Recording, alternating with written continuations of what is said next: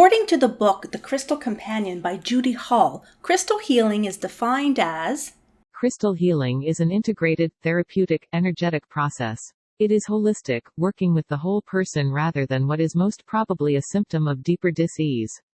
It acts on body, psyche, soul and environment. The definition of healing that I find most useful follows: illness is a dis-ease, the final manifestation of spiritual, environmental, psychological, karmic, emotional or mental imbalance or distress. Healing means bringing mind, body and spirit back into balance and facilitating evolution for the soul. It does not imply a cure. Now that you're a little bit more familiar on the definition of crystal healing, let's go through the 5 easy steps of what is crystal healing so you can use it in your everyday life. Step 1. What needs healing? Crystal healing is said to affect an individual in 2 possible ways. The first is through vibration, and the second is through mindset. With this in mind, you have to try to uncover and dive deep into yourself as to what is it that you want to heal. Sometimes healing can be a very general term. Sometimes it's not specific and you kind of get distracted by what it is that you're trying to accomplish. So when you're doing crystal healing, you have to really sit yourself down and put pen to paper and write out what it is that you're feeling, what it is that you're thinking, and what are any physical symptoms. And as you get everything, coming out of you, you're gonna start to discover what is it that you really are going through. Then you choose what is it that you want to focus on. So that's the number one thing in crystal healing, is that you have to contemplate, you have to meditate, and or you have to spend time with yourself and really try to narrow down what is it that you're trying to accomplish, to heal, to restore, to balance, and or to maybe increase energy or to bring more vibrance and more joy or love or abundance into your life. Whatever it is, whatever the cause and effect is, you have to understand clearly what it is that you're trying to heal. It's because we have to focus on that intention in the following steps. Now, with crystal healing, you can go about it in different ways. Of course, you can always look online, you can always read some books, but I'm just going to give you overall, when you're doing healing with crystals, you're trying to heal something. And usually it's energy work, vibrational medicine, and or the supple body system. So with that are a couple of examples that I have here that can help remind you of what is it that you're trying to kind of like narrow down to. Do you want to work on the chakra system? The chakra system are energy centers within the body, and it's a Hindu philosophy of the different types of energies that we have within our etheric body. So we see here the image of the chakra system. So there are 7 chakra systems. The first, starting at the crown, is the crown chakra.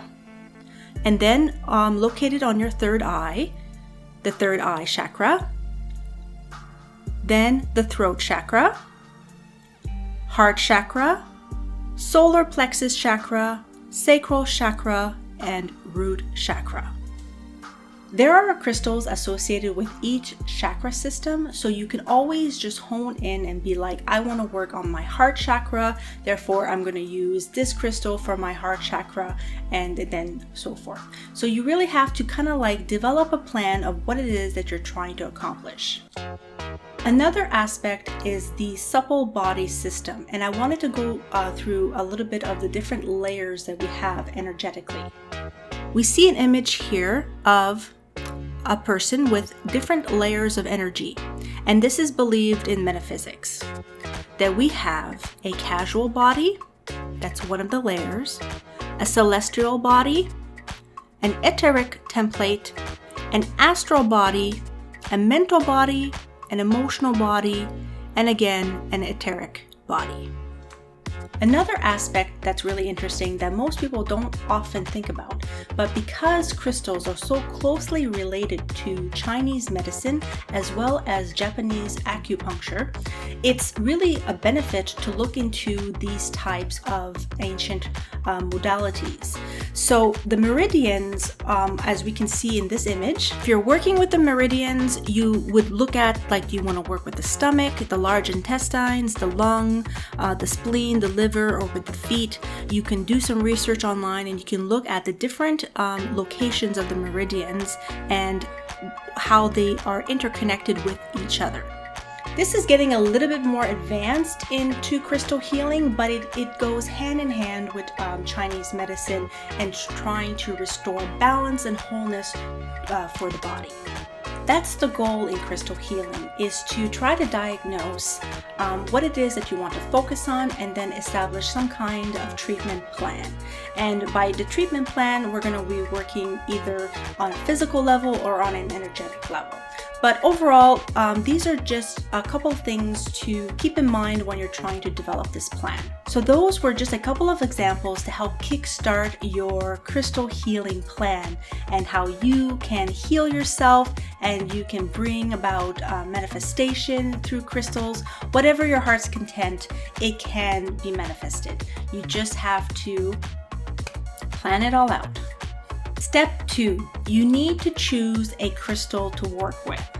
Okay, so when we choose crystals to work with, this can get very overwhelming. First off, you don't need to have fancy and expensive crystals in order to have better results, okay? That is absolutely just in the concepts of humans' minds and egos.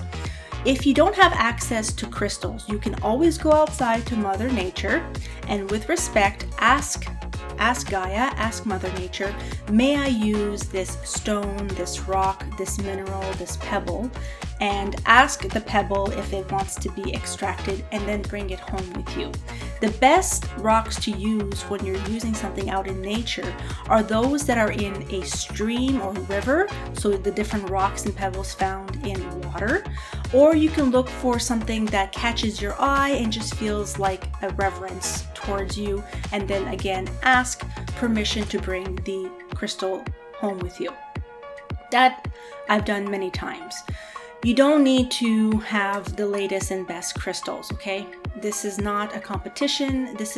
Don't let your ego, get the better of you, because when you're a crystal enthusiast, crystals are expensive, some crystals are rare, and the size and shape of a crystal can sometimes,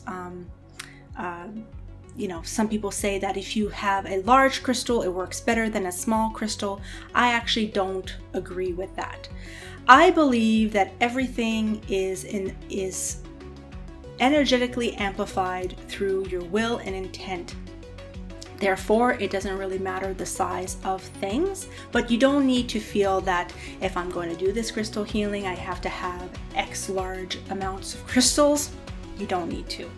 So when you're choosing a crystal, you have to go about it either by looking online or looking at a crystal dictionary or going to a crystal store and just seeing which crystals resonates with you. Or if you have a specific plan and purpose and treatment that you want to do, then you seek out different crystal vendors and then you purchase the crystals based on your budget. Again, when choosing a crystal, it's a matter of opinion, but I'm going to give you my humbled opinions on what crystals are great to kind of start with.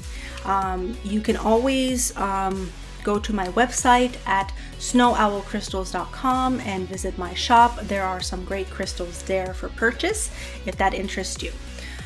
So when you're starting out within crystal healing, if you need to invest in any type of crystal, the best crystal to invest in is a medium-sized crystal quartz.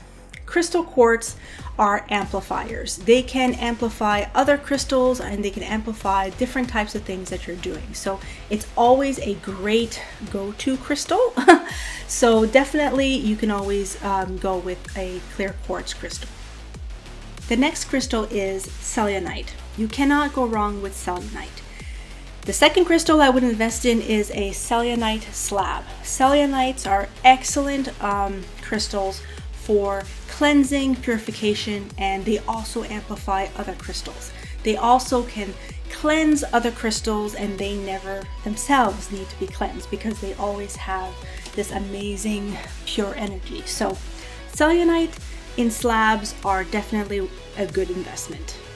Now, if you're looking for a crystal to amplify your environment, the stable crystal that everyone should have in their environment, in their bedroom or their healing room, is the amethyst crystal. Amethysts are amazing crystals for spirituality, purification. They uplift, they have high vibrations. So I have here a beautiful amethyst crystal, and this is used aesthetically within the room and environment to raise its vibration. So most likely, if you're doing crystal healing, you're working on your chakra system, and you should probably invest in a palm stone or worry stone, or a stone that has a little bit of a groove, such as this. So they're placed upon the body. So I'll just put it here. Placed upon the body, and it just stays on the body within a crystal session, and it doesn't move, so it has like a flatness. So these are excellent stones to invest in when you're working with your chakra system or any type of energy centers, because they can be placed on the body without falling off. So this is one here, and this is aventurine for the heart chakra when we're using a chakra system grid for crystal healing. And within crystal healing, you're going to need wands. So this is where it gets slightly more advanced. If you can't invest in a wand, you can always use a pendulum as a wand. So you're gonna need to invest in either a double terminated wand or a laser pointer wand. Now, we use double terminated because we want the energies that are like you're focusing on that can go in and be expelled out. So these wands are really good if you're trying to extract and or remove energies. And when we go with a laser pointer crystal, see, there's no point on that end. It's something that you're lasering in, so you're stimulating. So what you do is with the crystal, usually in going clockwise in a circular motion, you are going to be circulating and stimulating the chakra system by doing this.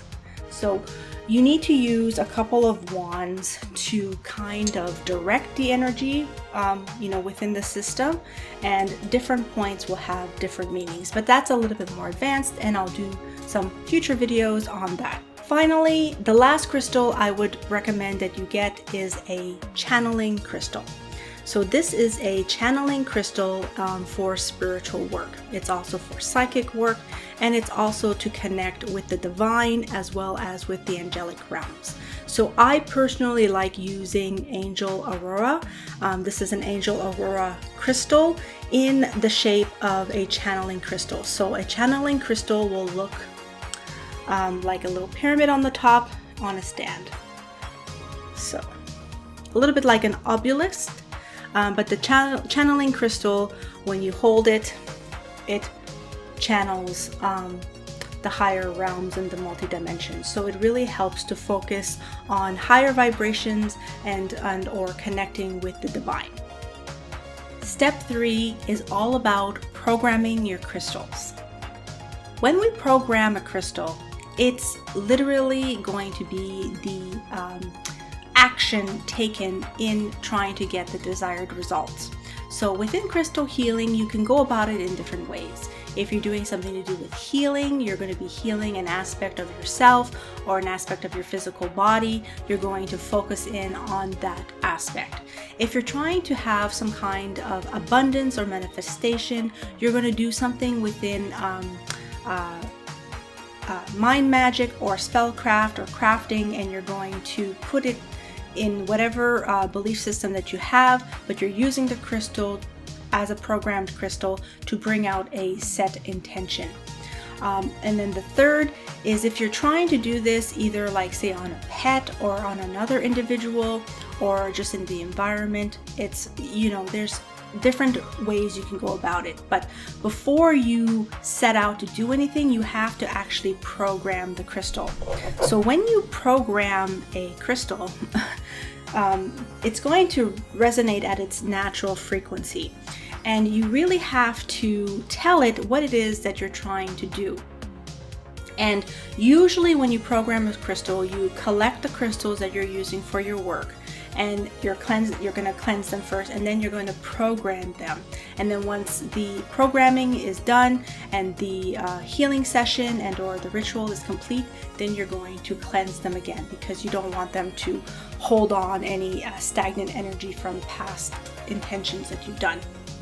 So when you program a crystal, there's different ways of going about it. The simplest way is to just sit in contemplation and quiet, maybe put some nice music, hold the crystal in your hand and visualize what it is that you want to happen. Talk to the crystal like it's a sentient being, another type of spirit, a spirit guide, and tell it what it is that you want from it, sincerely, with respect and reverence and grace and humility. Then what you can do as another step is that you start to visualize your will and intention being programmed into the crystal. So it's going to start absorbing your will and intention. You can use a laser crystal, okay, because laser crystals focus the energies in, like packing information in. And so you can put the information in with your laser crystal, and you can just focus like this, or you can turn it, there's no right or wrong way. A lot of people say you have to turn clockwise, counterclockwise, it really doesn't matter. You really just focus your intention and you put it in the crystal with your will and intent. And then when you're done, you're going to have a programmed crystal. It's going to be energized, it's going to be a generator, and it's going to be able to fulfill what it is that you're trying to manifest. Step 4 is using a crystal grid. Crystal grid are excellent tools to kind of like amplify, magnify, and really just give it that extra oomph of whatever it is that you're doing. So usually in crystal healing, you're going to use crystals to heal yourself or to have a session. And then sometimes you have crystals that are in your environment. Well, with crystal grids, it's just an additional addition to really be the battery that's going to really give it the oomph. So crystal grids use sacred geometry to harness the power of crystals to bring about your will and intention. And that can be healing, psychic work, manifestation, abundance, prosperity, you name it, whatever. The first thing you need to get when you're doing a crystal grid is choosing a sacred geometry.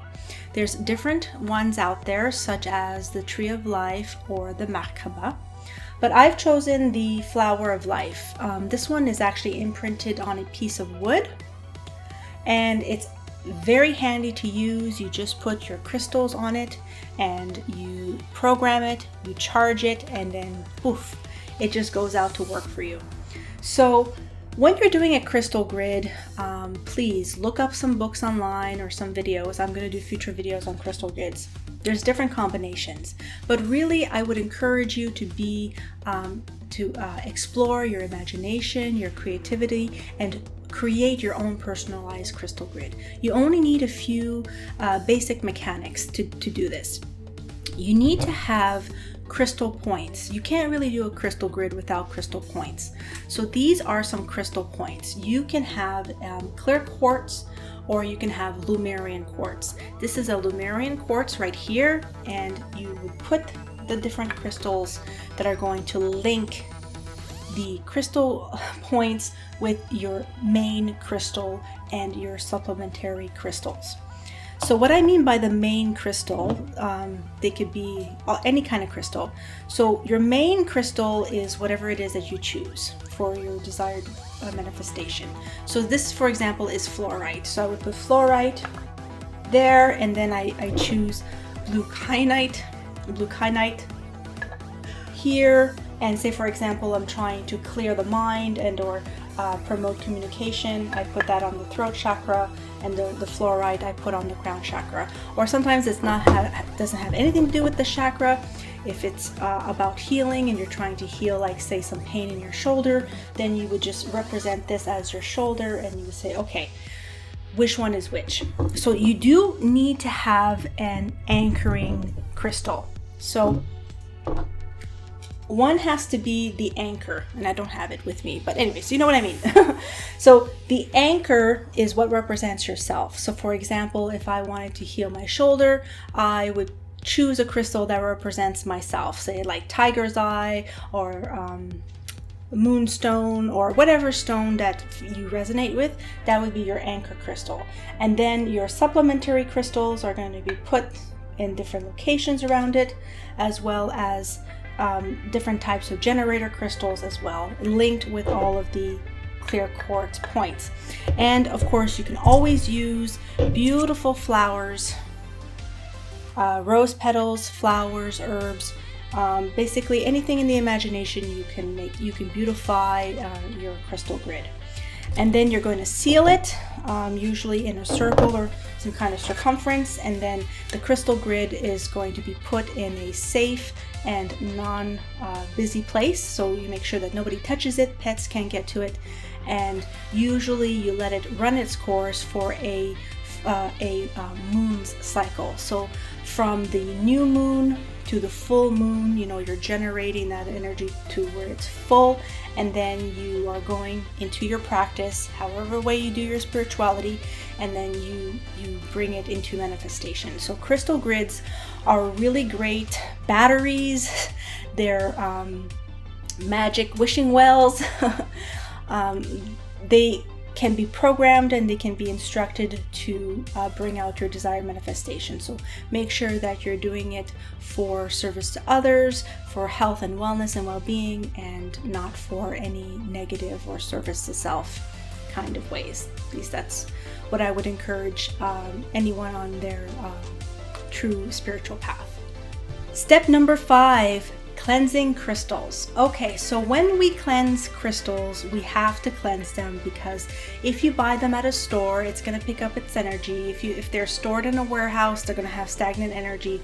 And if you use crystals in the past, you don't want to have any lingering energies and thought forms that are associated with it. Basically, when you program a crystal, you also have to deprogram the crystals. Just like a USB, if you want to have something clear, you would delete the information inside and then it'll be ready to go for the next round. The same thing with crystals. So when we cleanse crystals, there's so many different ways to do it, but what you have to keep in mind that's so important is the hardness of a crystal, because not all crystals and gemstones, rocks and minerals are created equal. There are some that are going to have a harder structure within their molecular structures, and then there's some that are going to be softer, which means they can be damaged if you leave them in the sunlight, in salt water, or any kind of water. So you have to really research each crystal and see how they like to be treated, how they like to be taken care of, and then you can house them in the best possible way. So I'm going to go through a little bit of a rundown on this. So when we look at crystals, I have a great example. Actually, I'll just go straight into my example. So I have two stones right here. They look kind of similar. One is raw and one was polished. Okay, so what happened here was that I placed this gemstone in salt water overnight, thinking that it was going to be safe, because I thought that this was blue lace agate. This is actually raw blue lace agate, and raw blue lace agate has a hardness, a moth scale of 6.5. That means it's safe to be put in salt water. But this was not blue lace agate. No, it wasn't. This is angelite. Angelite has a moth scale, I believe, of 2, and it will literally do this when left in salt water. So it corrorated a bit, it rusted, it had a little white, it basically salted out the gemstone. And I was so upset that I didn't realize that. But it was a great trial and error, and it was a great learning curve for me when I really have to be careful on how do we cleanse crystals, because a lot of people say, oh, you know, salt water is the best way. I actually don't like cleansing crystals in salt water, even with crystals that have a very high hardness, because with salt water sometimes it can actually disrupt the actual natural electromagnetic field of the crystal. It can kind of like tear into it, and or because it always depends on what type of salt are you using, how long are you using it, you know. So I don't cleanse any of my crystals with salt water anymore, because I just don't feel it cleanses them properly. What I do is the dry method. Now, when you cleanse crystals with the dry method, all you do is put Himalayan pink salt, and you place the crystal in, and it just is surrounded by the salt, and it's dry. So there's no danger of the water in its element with the salt doing any type of damage to any of your crystals. That's my preferred method. But usually I cleanse my crystals by using selenite. Selenite is my go-to to cleansing crystals. I have selenite slabs, and I just place them on the slabs and they clear right up. Another way is to use white sage. You can do smudging. You can smudge your crystals. You can put your crystals in the earth, and or you can leave your crystals on the windowsill under the moon's light to cleanse, or sometimes outside in nature or under the sun. But again, there's a warning. Not all crystals like to be cleansed or like to be left in sunlight. For example, smoky quartz, okay? Smoky quartz, never leave a smoky quartz out in sunlight. It does not like the light. It is a nocturnal crystal that likes to be in the dark or in the nightfall, in twilight. So you can put smoky quartz on a windowsill in the nighttime, under the full moon's light, to cleanse. It loves the night energy, it loves the moon's energy and the divine feminine. It's nocturnal, it loves the dark. There are many crystals that prefer the dark. There are some crystals that prefer Mother Nature, like putting them in actual earth. So you just get a potted plant with some dirt, and you just, you know, bury the crystal, and then it cleanses. If you're lucky enough to have a garden or a backyard, you can leave your crystals out in with the little bushes and stuff with underneath the earth, and just kind of like let them overnight cleanse and then pick them up if you have that option. I live in a high-rise, so I don't have that option, but sometimes I have a little potted plant just with dirt, and I just bury those crystals. But again, you have to research. Each crystal will have a personality, a reverence, an energy signature, and it's going to want to be in certain things. You can also cleanse your crystals with sound therapy. You can use singing bowls, you can use music or high vibrational music. Sound is actually really good to cleanse crystals, but everyone's going to have their preferred method. But to be safe, always use selenite and or the dry method with sea salt to cleanse your crystals, because you want to make sure that you become familiar with the moth scale. Overall, make sure that you understand what the moth scale is. Basically, it's a form of measurement from 1 to 10, 10 being the hardest, 1 being the softest, of different types of minerals and gemstones online. And then, you know, it's going to tell you if it's safe to put this crystal there. Sometimes there's a little bit of discrepancies in, like, this source will say yes and this source will say no. But as a rule of thumb, anything that's between 1 and 5 on the moth scale should not be put in salt water or in water, and anything 6 up to 10 is safe to be put in water and salt water. So again, my last advice is it's safer to put them in a water that is, say, like distilled water, or water that is completely clear of any type of like things that you would get from the faucet water. Try to get distilled water if you're putting crystals in water, because you have to think of it as it has to be clear, it has to be pure. Sometimes crystals can be cleared if you have a running stream or running brook or some kind of waterfall.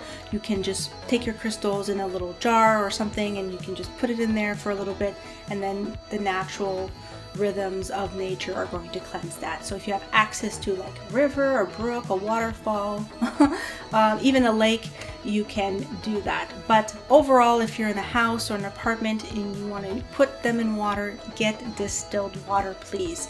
And always get high quality Himalayan salt, whether you want to get it pink or white, it doesn't matter. But sea salt and Himalayan salt is what's necessary to cleanse crystals properly. But again, you can never go wrong with just putting them in a smudging of white sage. So I hope that helped. There's so many different ways of doing cleansings, but I think I mentioned all of them. So now it's time for you to tell me stuff. Do you want to start to practice crystal healing? If so, why? What are some of your favorite crystals? Have you seen a crystal therapist before? Please share your positive and/or negative experiences, and let me know in the comments below if you found this video helpful. I want to thank you so much for watching until the end of this video. I am striving to create more content in regards to crystal therapy, so stay tuned. I want to wish you all a good night and sweet dreams. Until next time, planet people,